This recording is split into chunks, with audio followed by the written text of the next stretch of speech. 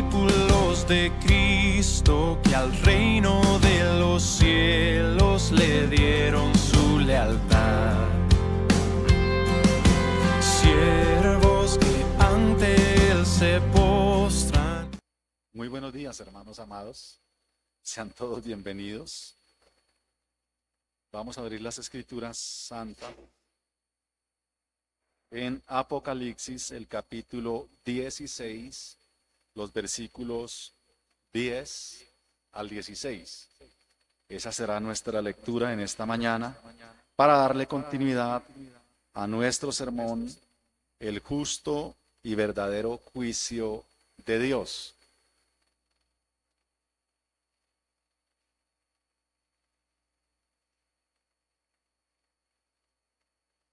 El justo y verdadero juicio de Dios, parte 2. Tal vez tengamos la parte 3. Ya miraremos. Pero hoy es segunda parte, o la continuación del sermón, el justo y verdadero juicio de Dios. Leemos la palabra del Señor en el nombre del Padre, del Hijo y del Espíritu Santo. Amén. El quinto ángel derramó su copa sobre el trono de la bestia, y su reino se cubrió de tinieblas, y mordían de dolor sus lenguas. Y blasfemaron contra el Dios del cielo por sus dolores y por sus úlceras, y no se arrepintieron de sus obras. El sexto ángel derramó su copa sobre el gran río Éufrates, y el agua de éste se secó, para que estuviese preparado el camino a los reyes de Oriente. Y vi salir de la boca del dragón y de la boca de la bestia y de la boca del falso profeta 3 espíritus inmundos a manera de ranas, pues son espíritus de demonios que hacen señales y van a los reyes de la tierra en todo el mundo para reunirlos a la batalla de aquel gran día del Dios Todopoderoso. He aquí, yo vengo como ladrón. Bienaventurado el que vela y guarda sus ropas para que no ande desnudo y vean su vergüenza.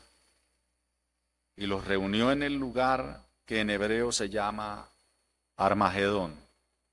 Oremos. Padre, te damos gracias en este día, en esta preciosa mañana, por esta preciosa reunión que nos concedes, por esta casa, por este lugar, por este espacio de tiempo que nos regalas, para estar congregados todos juntos alrededor de tu palabra, pues estamos expectantes lo que ella tiene para decirnos hoy, cómo de manera gloriosa tu palabra nos muestra a Cristo, nuestro precioso y dulce Salvador y nuestro glorioso Señor. Gracias porque nos has dispuesto el corazón, nos has inclinado a ti, y has inclinado nuestro corazón a tu palabra y estamos a la verdad dispuestos, Señor, a que nos hables, a que nos llenes con tu palabra, a que nuestra vida sea transformada con el poder de tu evangelio, Señor. Yo te pido que bendigas a la iglesia. Yo te pido, Señor, que nuestras mentes, nuestros corazones, nuestro entendimiento sea abierto y sea tu Espíritu Santo obrando en nuestra vida y aclarando y dando entendimiento de tu palabra, pues tú eres el inspirador de ella, Señor. Tú eres el que puedes explicarla, pues tú eres el Espíritu Santo que la inspiró. Te ruego, pues, Señor, que estés entre nosotros obrando esta mañana y que nos concedas entendimiento de tu palabra. Concédeme trazarla con seriedad, con humildad de corazón, con sencillez de espíritu, Señor, con fidelidad y con gracia para mis hermanos, en Cristo Jesús, Señor nuestro. Amén. Bien, amados hermanos, vamos a continuar entonces en la línea que venimos del capítulo 16. Ya hemos dicho, hermanos, que Juan en todo Apocalipsis referencia y hace alusiones al Antiguo Testamento. Claramente en este capítulo 16 que hemos leído hoy, aunque no de manera metódica, sí tiene en mente las plagas que sucedieron en Egipto.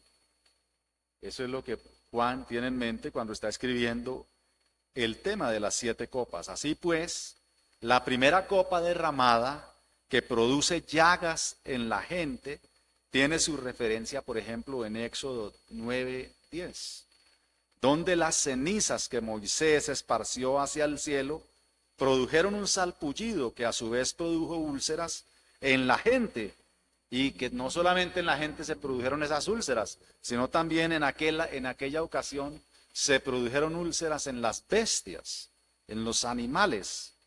Ahora, cuando la tercera copa es derramada, su efecto fue convertir las aguas de los ríos y fuentes de las aguas dulces en sangre, lo cual tiene su referencia en Éxodo 7:19, donde sucede algo idéntico con las aguas de Egipto, cuando Aarón golpea las aguas con la vara y éstas de inmediato se convierten en sangre.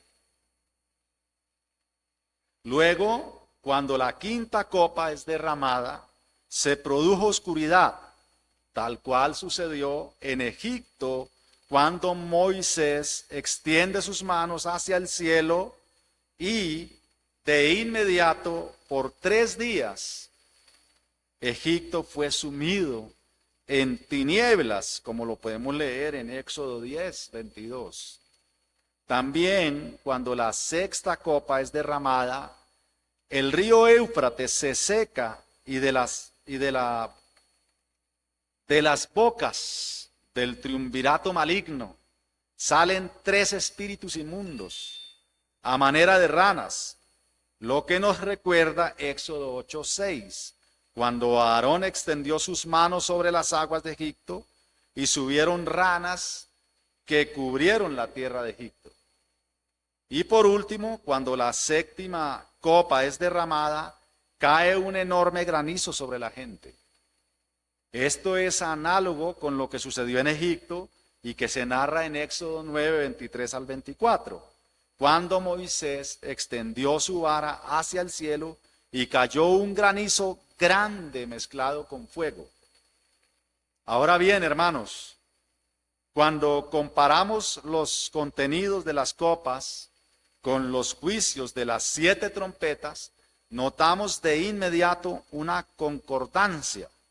Primero, es afectada la tierra. Segundo, es afectado el mar.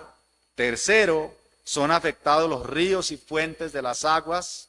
Cuarto, son afectados la luna, el sol y las estrellas. Quinto, el pozo del abismo es abierto. El trono de la bestia es cubierto de tinieblas. Y sexto, el río Éufrates es afectado. Y séptimo, hay relámpagos y hay granizo. Una gran similitud entre las 7 trompetas y las 7 copas. De manera, hermanos, que las diferencias que podemos observar entre las trompetas y las copas es un aumento significativo de la intensidad de los juicios o de la intensidad del castigo. Mientras con el sonar de las trompetas los efectos fueron parciales, con el derramamiento del contenido de las copas los efectos aumentan y en algunos casos son efectos totales y efectos letales. De modo, hermanos, que con la primera trompeta es afectada la tierra, pero no los hombres. Pero con la primera copa las personas sufren llagas. Con la segunda trompeta se afecta la tercera parte del mar, pero con la segunda copa se afecta la totalidad de los seres vivos del mar. Con la tercera trompeta se da una serie de advertencias, pero con la tercera copa viene el juicio fáctico. Con la cuarta trompeta hay oscuridad parcial, en tanto que con la cuarta copa el sol quema a las personas. Con la quinta trompeta se liberan miles de demonios. Los hombres son atormentados, pero no son muertos. Pero con la quinta copa hay oscuridad en el trono de la bestia y los hombres son atormentados con gran dolor. Con la sexta trompeta muere 1/3 de la humanidad, pero con la sexta copa hay una guerra que involucra todos los reyes de la tierra. Y por último, la séptima trompeta es similar al contenido de la séptima copa. Hermanos, las 7 copas son el último ciclo de los juicios de Dios. Ya no hay intermedios, ya no hay interludios como los hubo tanto antes de abrirse el séptimo sello como antes de sonar la séptima trompeta. Y aunque hay una considerable correspondencia entre las 7 trompetas y las 7 copas, Juan no se limitó solo a repetir, sino que hay un progreso en la narrativa de todo el libro de Apocalipsis.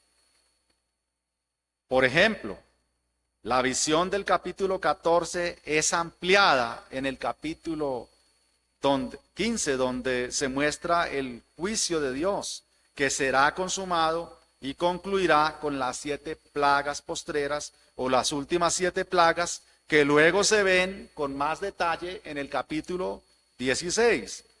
Pero el rigor del castigo al que se enfrentarán los seguidores del anticristo cuando sean derramados los juicios de la sexta y la séptima copa, los veremos con detalle en los capítulos 17 y 18. ¿Notan la progresión?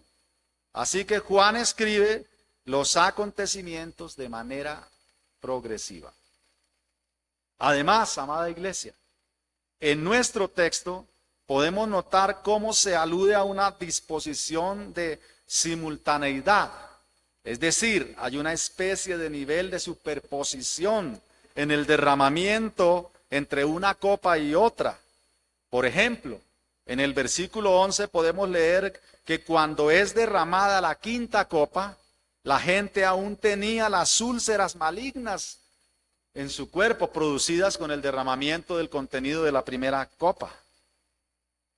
Es decir, ellos no habían alcanzado a recuperarse del juicio y del castigo de la primera copa cuando todavía en la quinta copa tenían las mismas llagas. Es decir, una copa es derramada tras otra. Hay una celeridad en la aplicación del juicio divino. No se han recuperado de un efecto cuando ya viene el otro castigo. Ahora bien, hermanos, en todo caso, los pecadores han endurecido el corazón. Están tan endurecidos de tal modo que hacen caso omiso a las advertencias de Dios. Ellos han cerrado sus oídos a la urgencia del sonar de las trompetas. Están tan endurecidos que incluso cuando viene con más intensidad el castigo con las copas, aún así no se arrepienten. Por el contrario, cuando sienten el dolor, ellos maldicen a Dios, ellos lo insultan. Por lo tanto, se enfrentarán a su propia ruina y a su propia destrucción. Así que el justo y verdadero juicio de Dios vendrá sobre ellos continuamente, consecuentemente. Recuerden, amados hermanos, este es nuestro título. El justo y verdadero juicio de Dios, segunda parte.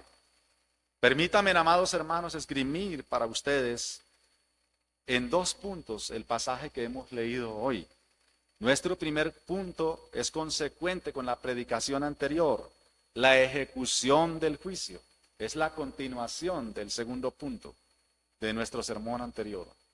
Y nuestro segundo punto es el anuncio de alerta, o un anuncio de alerta, como lo quieran poner ustedes.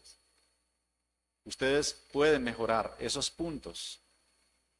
Veamos entonces, amados hermanos, despacio y con tranquilidad, nuestro primer punto, la ejecución del juicio.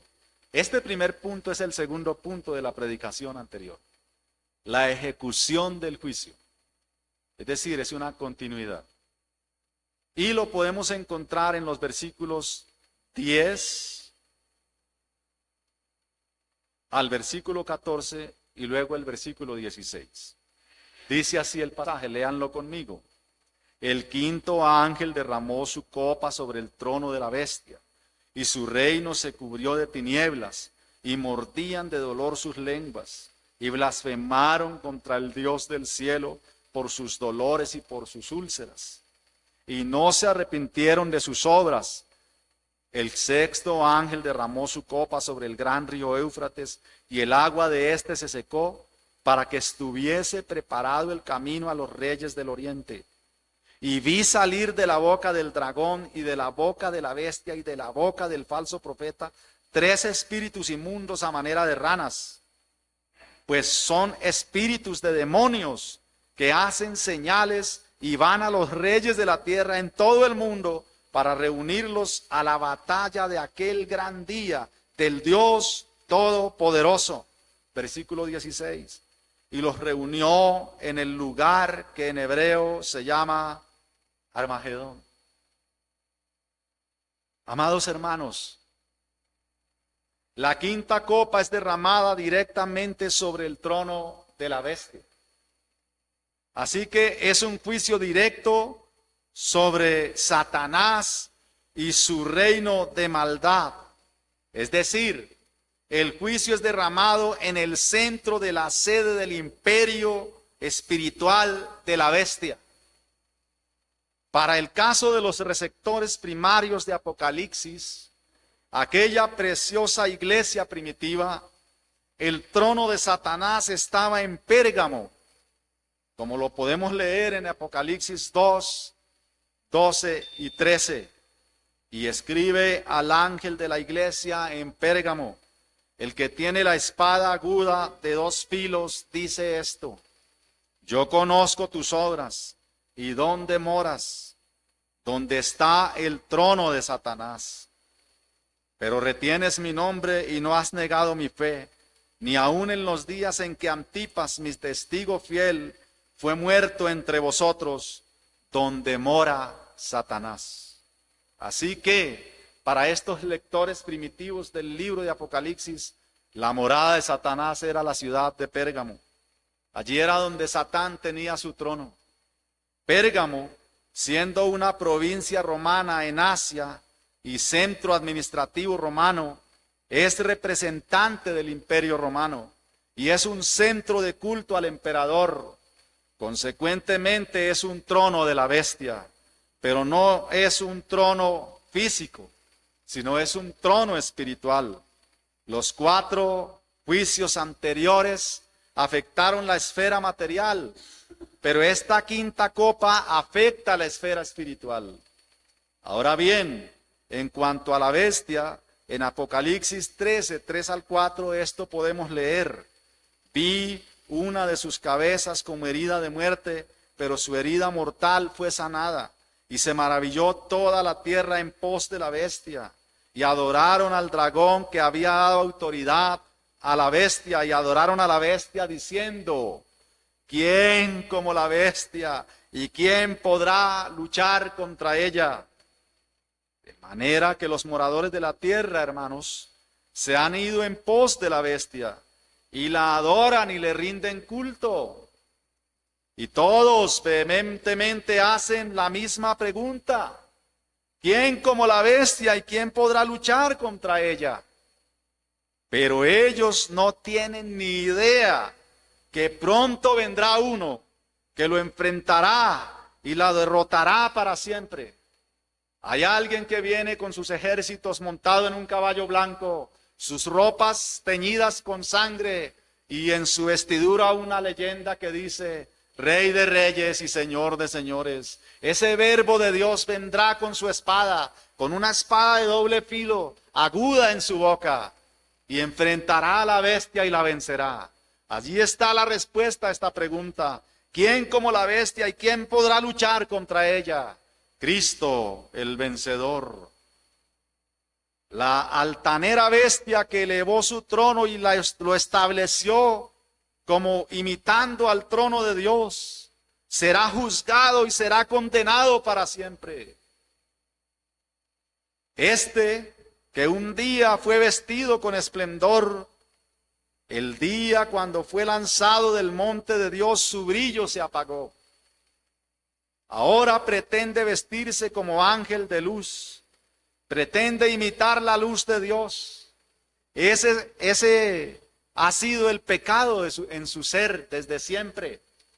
El pecado que siempre maquinó en su mente: subiré al trono a lo alto de Dios y me sentaré en ese trono.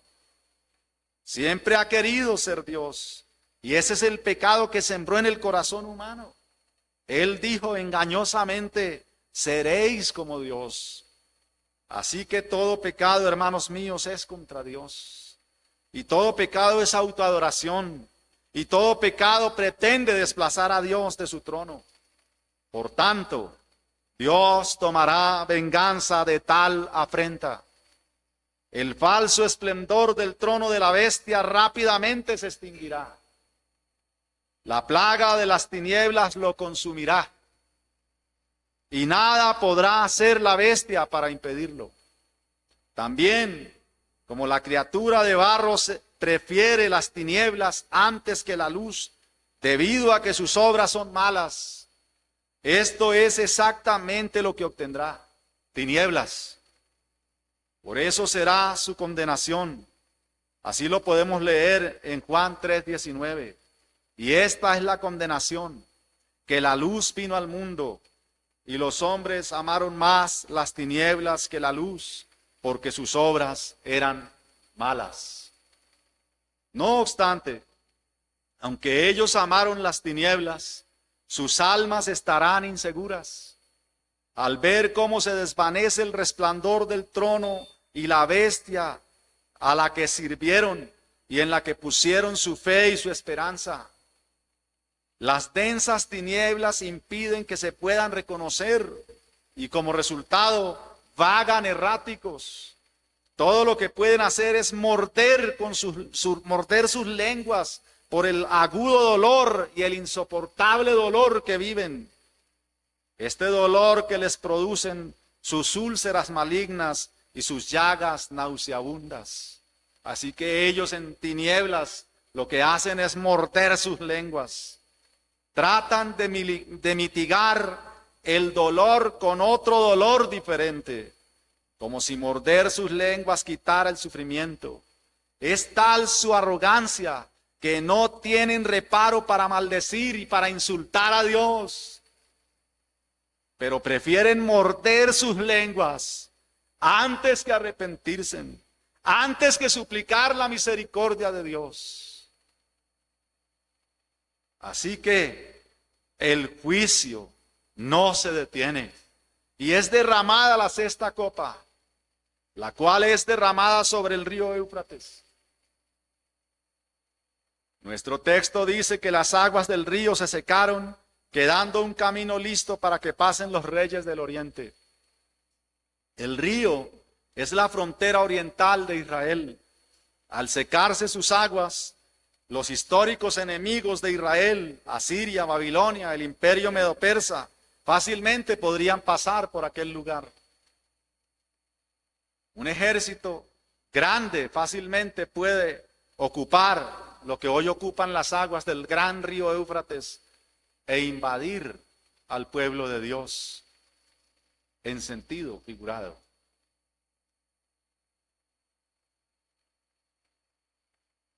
En el Antiguo Testamento se entendía que cuando un río se secaba, era la mismísima mano de Dios obrando. Era la misma mano de Dios quien lo había hecho. El gran río Éufrates, siendo una línea fronteriza, es a la vez una barrera que impide el paso de las fuerzas enemigas. Pero ahora la barrera ha sido quitada. Ya no hay protección y las fuerzas destructoras avanzarán sin impedimento alguno. Pero lo que se producirá será la caída del imperio del mal. Satanás será derrotado. No obstante, hay una propaganda diabólica. El triunvirato diabólico convoca a los reyes de la tierra para pelear contra Dios. De la boca de esta trinidad del mal, a manera de ranas, salen tres espíritus inmundos Ellos comienzan a hacer una propaganda satánica. Ellos concentran todos sus esfuerzos en convencer a los reyes de la tierra a unirse, a unir sus ejércitos para la gran batalla final contra Dios. Estos tres demonios consiguen engañar y consiguen convencer a todos los reyes de la tierra, quienes juntan sus fuerzas y piensan unidos cómo podrán vencer al santo Dios. A Satanás, quien es padre de mentiras y padre de engaños, no le fue difícil engañarlos. Le ha resultado demasiado fácil engañar a la humanidad y desviarla de Dios. Los reyes se sintieron seguros y se sintieron protegidos al croar como ranas continuamente de estos demonios en los pantanos de la oscuridad.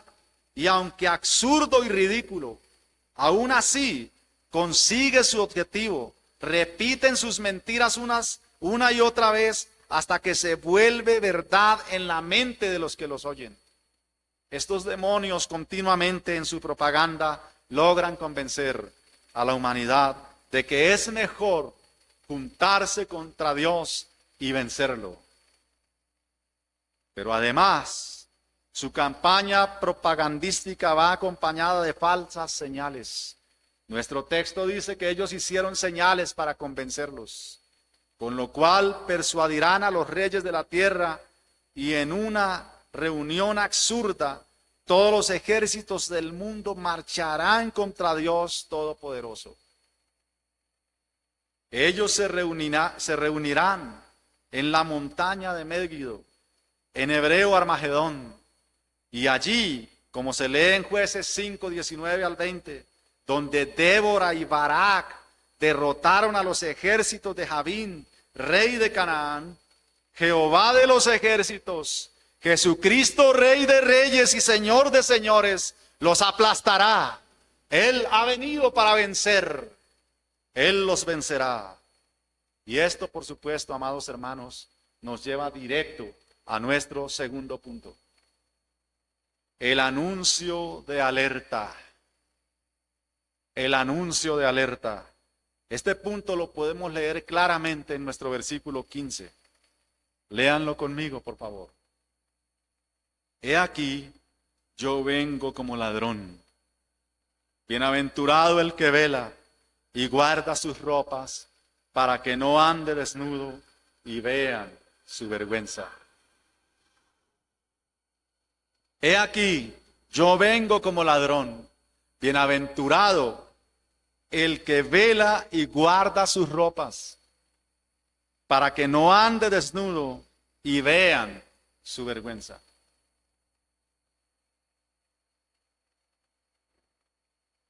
Amados hermanos, como ya lo he dicho, Apocalipsis trata del regreso de Cristo y su victoria sobre todos sus enemigos. Y el último enemigo que será vencido es la muerte. Así que en el momento menos esperado, Cristo irrumpe en el escenario humano y viene con todo su ejército para la batalla final. Su regreso será sorprendente y, como dije, inesperado, tanto así que se compara a la entrada de un ladrón en la noche, no porque Cristo venga a robar, sino porque Él viene de sorpresa a tomar lo que es suyo y lo que le pertenece legítimamente. El Señor ya había dado esta advertencia. Así leemos en Mateo 24, 43 al 44. Pero sabed esto, que si el padre de familia supiese a qué hora el ladrón habría de venir, velaría y no dejaría minar su casa. Por tanto, también vosotros estad preparados, porque el Hijo del Hombre vendrá a la hora que no pensáis. Y también Lucas en 2, 39 al 40. Pero sabed esto, que si supiese el padre de familia a qué hora el ladrón habría de venir, velaría ciertamente y no dejaría minar su casa. Vosotros pues también estad preparados, porque a la hora que no penséis, el Hijo del Hombre vendrá. De manera que es imposible, hermanos, predecir o calcular anticipadamente el regreso de nuestro amado Señor Jesucristo. Hay quienes se han atrevido a señalar fechas, pero todos los que lo han hecho han quedado en vergüenza, han quedado en evidencia que son falsos profetas y que son falsos predicadores. Cristo nos ha enseñado que el momento preciso, el día y la hora señalado para su regreso, solo lo sabe el Padre, está en la potestad del Padre. Pero cuando llegue ese momento, entonces Él vendrá. De manera que Él anuncia y predica su retorno a la tierra. Y hace un llamado a su pueblo para que esté preparado.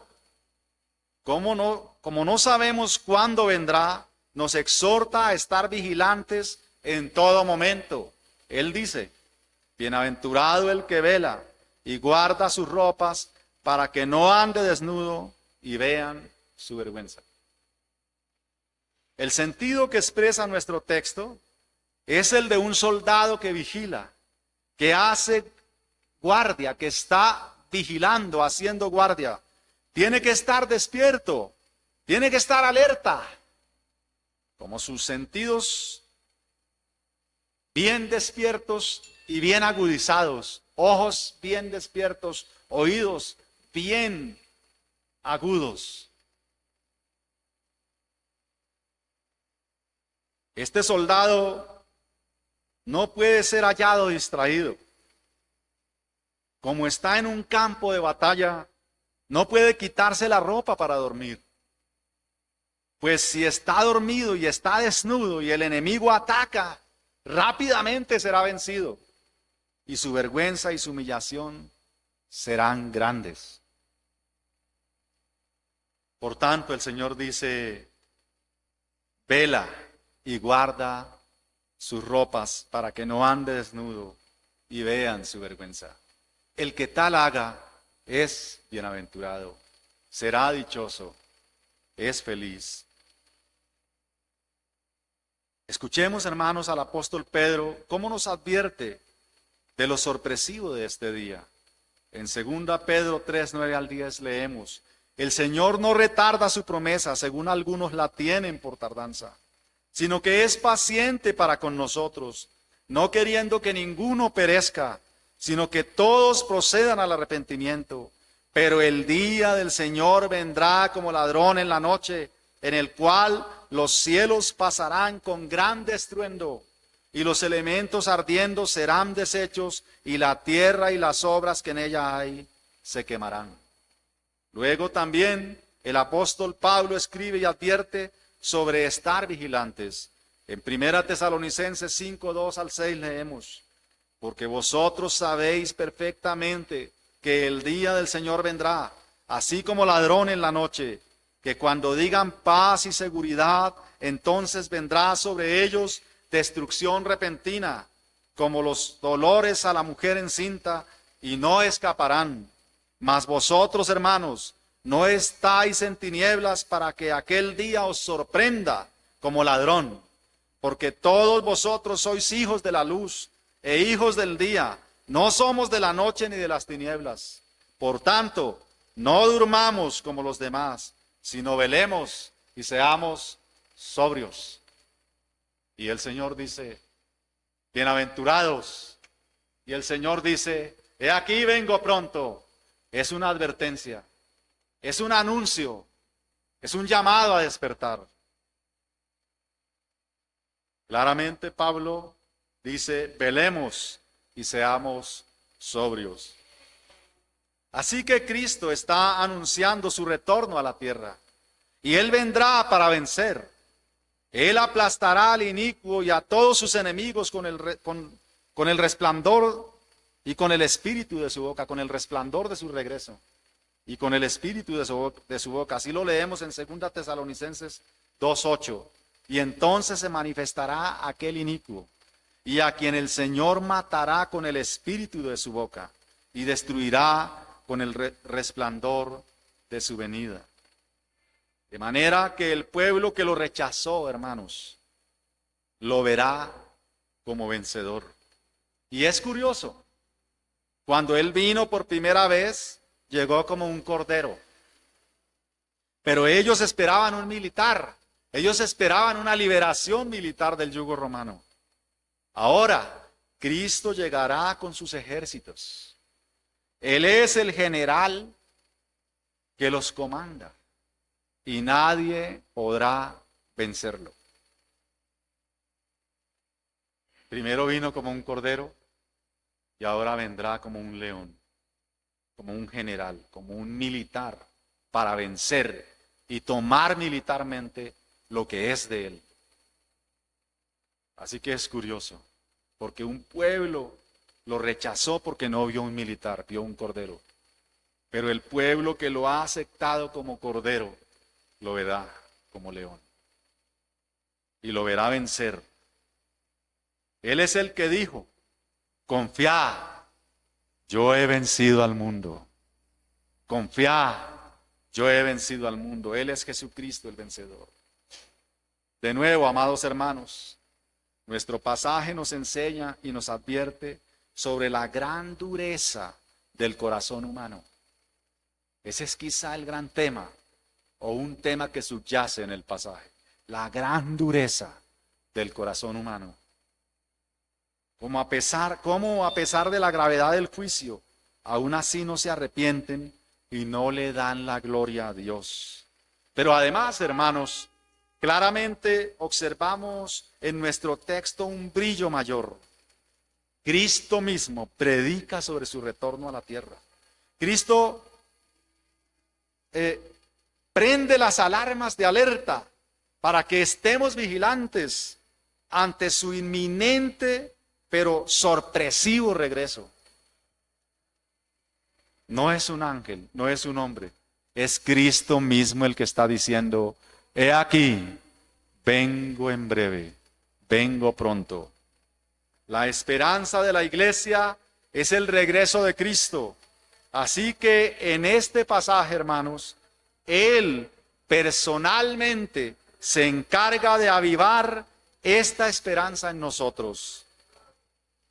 Ahora bien, hermanos, finalmente lo que hemos leído hoy es un llamado vehemente al pecador. Es un llamado de urgencia. Pecador, escucha hoy las palabras de Cristo. Corre y ponte a cuentas con Dios. Cree en Jesucristo. Reconoce tu pecado y arrepiéntete. Mira, pecador, si tú haces esto con todas las fuerzas de tu corazón, tú serás salvado. Oremos. Padre, gracias por tu misericordia. Gracias por enfrentarnos, Señor, a este pasaje hoy. Y gracias porque tú estás revelado en el pasaje. Tú estás predicando el evangelio allí y estás predicando la esperanza de la iglesia y estás predicando que Cristo viene. Bendito seas. A ti sea todo honor y toda gloria. Estás llamando, alertando a tu iglesia y advirtiendo al pecador. Hay una palabra de condenación al perdido, al que desechó tu salvación, al que desechó al Cordero Santo. Pero hay una palabra de esperanza para aquellos que abrieron sus mentes y corazones al Evangelio Santo de Cristo. Y también hay un llamado de alerta, un llamado a despertar, un llamado a la iglesia, Señor. Tú te estás predicando allí y estás diciendo, despierten, que vengo pronto, y bienaventurado el que cuando yo venga esté vestido con mis ropas, esté despierto y su lámpara llena de aceite. Oh Señor, a ti te damos gloria, a ti te damos honor, honra y alabanza, porque tú eres el único digno. Bendito seas. En Cristo Jesús, Señor nuestro, oramos a ti, amado Padre Celestial. Amén y amén. Amados hermanos, gracia y paz de Dios.